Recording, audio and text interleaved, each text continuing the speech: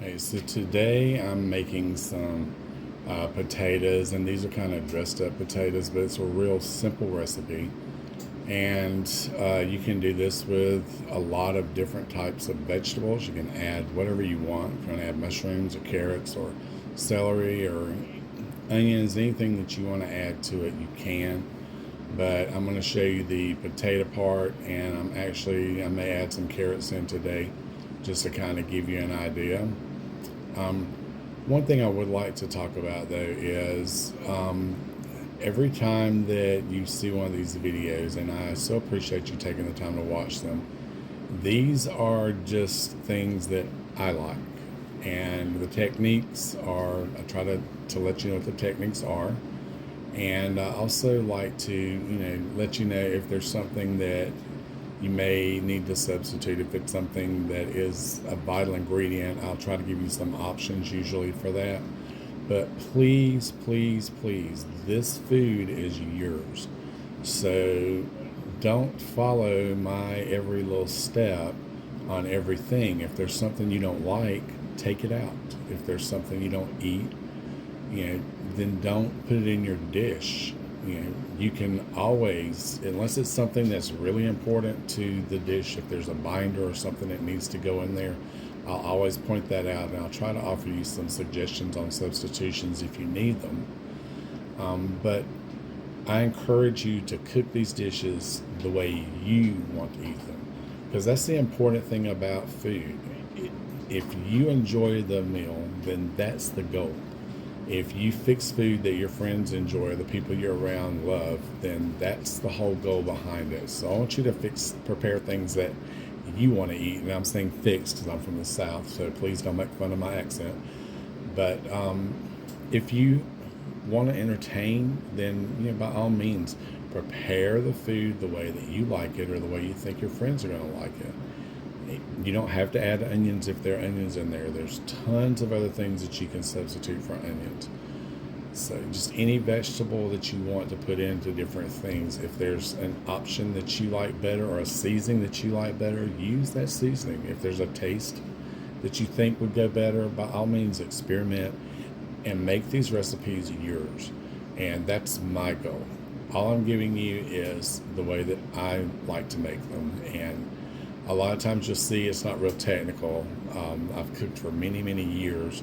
Started at 5 years old and then went on to, have a career in the food service industry for about 30 years. And I've done a little everything from the simple fast food stuff up to the gourmet fine dining.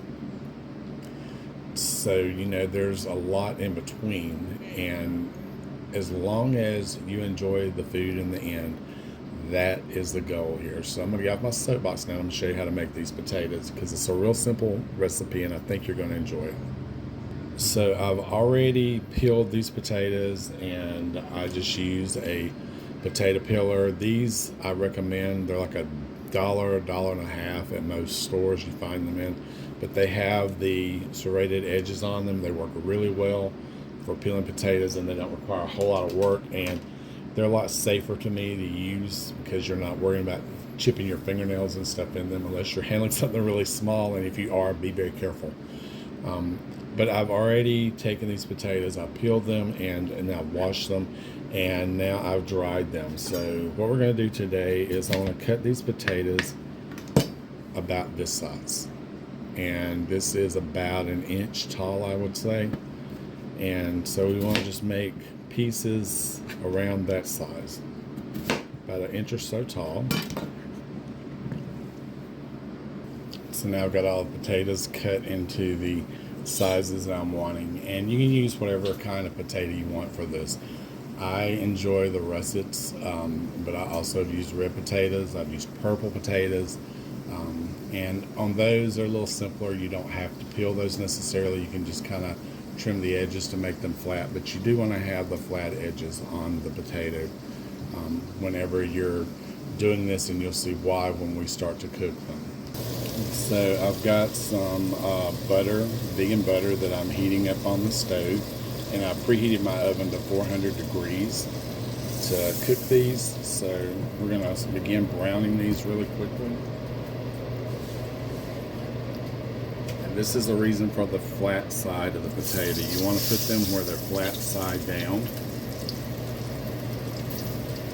And you want to get these, we're not going to flip them. We're just going to brown the bottoms. And you can do this in either a cast iron skillet, or if you have another type of pan that will go into an oven. You can use a Dutch oven if you want to, if you have a metal Dutch oven. I wouldn't recommend doing this with a non-stick with plastic handles, but you do want to brown these potatoes and on the one side before we put them into the oven. And we are going to put them in the oven, but we're going to make a broth first. So I'm going to let these brown up, and then we'll move on from there.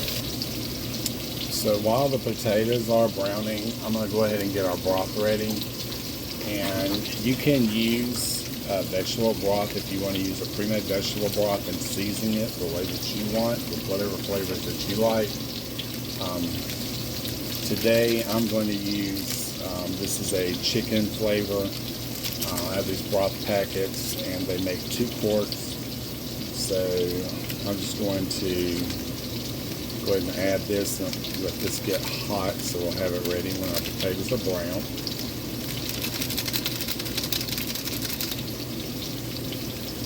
And if you want to check your potatoes, you can grab them by the top and just see how they're doing, if they're browning well.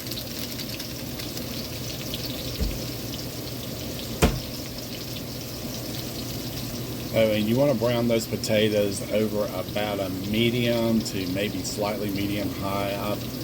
I have my stove goes 9 and then to high, so I've had these set between a 5 and a 6 so we can brown them. And as you can see, you do want to turn them. I'm going to let them brown a little more than that because I want them to be really nice and golden before I start the next step. And for the broth, which I'm still waiting for my water to boil, but I'm going to add just a little of this steak seasoning that you can get. Spice Supreme puts out. It's kind of almost like it has a lot of seasoning salt in it. It's not really like a Montreal or Kansas City. And then I'm also, and I guess I'd be better off to just pour some of these in and measure them out, but I'm going to add some whole oregano to give it a little bit of an Italian flair.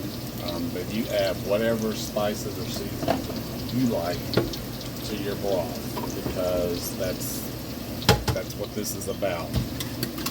Making something that you're going to enjoy. So if you don't like oregano, don't add it. If you don't like Italian food, don't add it. But I find these flavors really mix well together with this dish. So the potatoes are coming along nicely. And I have these carrots that I really just need to use. I got some baby carrots, and I don't like to keep those for an extended period, so I'm just going to fill in some of the empty spaces in here with some carrots. And these will brown in the oven and cook in the oven as well, so you don't need to necessarily worry about browning those here, but I do want to have that nice brown edge on these potatoes. So my broth is really boiling now. So turn this off, and be careful when you do this. If these potatoes are really have got a nice brown color on them, as you can see, and that's what I'm looking for here. So you want to make sure you get that good brown color on them. And then you want to add the broth. And you want to be careful when you do this because it is going to try to boil everywhere. And then we're going to put this into the 400-degree preheated oven. So make sure that you take plenty of care when doing that. So I'm going to put these in the oven now.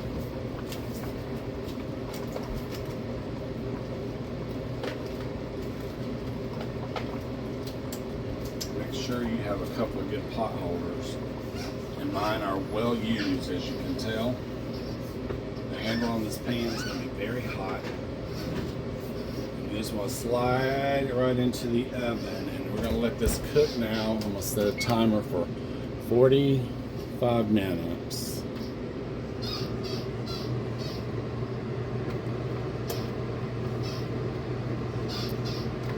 And they should be ready and just perfect at that time. I just wanted to take a peek in the oven. We've got about 10 minutes left, but I wanted to show you how these are cooking and how that liquid's going to cook down, and we're going to cook all the broth out of these. So our timer's going off. Now let's have a look at these potatoes.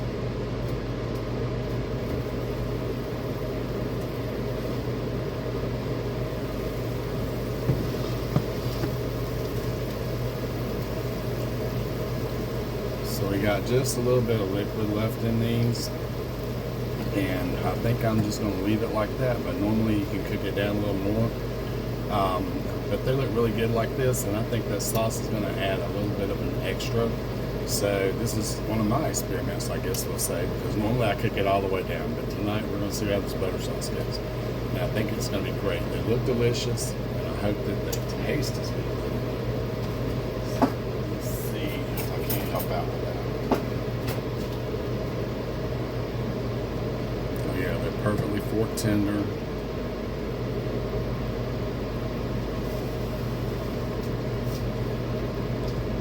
Very hot.